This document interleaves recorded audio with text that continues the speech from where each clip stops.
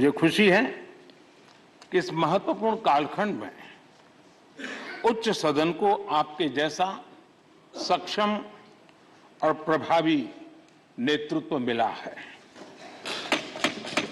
This was less than 3 years ago, when an emotional Jagdeep Dhankar was welcomed to the upper house of parliament by none less than the Prime Minister.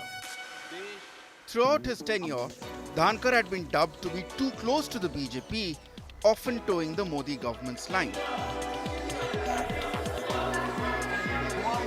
His body language, his praise of the Prime Minister, his clashes with the opposition, both as Bengal governor and then as Rajya Sabha chairperson, all contributed to the pro-Modi label.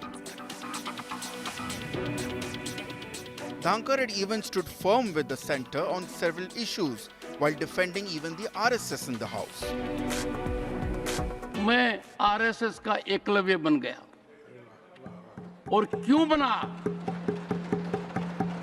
तपस्वी लोग हैं, राष्ट्रभक्त हैं, समर्पण की भावना उत्कृष्ट है, दूसरे विचार को ग्रहण करते हैं और मैं तो आश्चर्यचकित हूं कि खुद के अलावा देश की सोचते हैं, समाज की सोचते हैं। He even faced an impeachment motion by the opposition in December last year, which was defeated. But this is just one side of Dhankar's legacy. He had also surprised many, including the centre, when he took a strong position against the judiciary. He raised an alarm over what he called judicial overreach, but had also defended the independence of the judiciary. Even during the farmers' protest, Dhankar had urged the centre to speak to the farmers.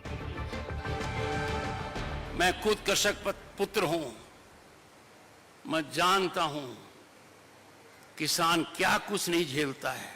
किसान से वार्ता अविलंब होनी चाहिए और हमें सबको जानकारी होनी चाहिए क्या किसान से कोई वादा किया गया था। माननीय कृषि मंत्री जी, आपसे पहले जो कृषि मंत्री जी थे, क्या उन्होंने लिखित में कोई वादा किया था? यदि वादा किया था तो उसका क्या हुआ? So where did Jagdeep Dhankar really stand?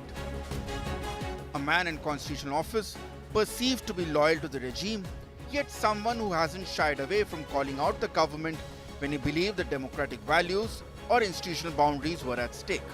Is that ultimately what led to his abrupt exit from the chair? Bureau Report, India Today.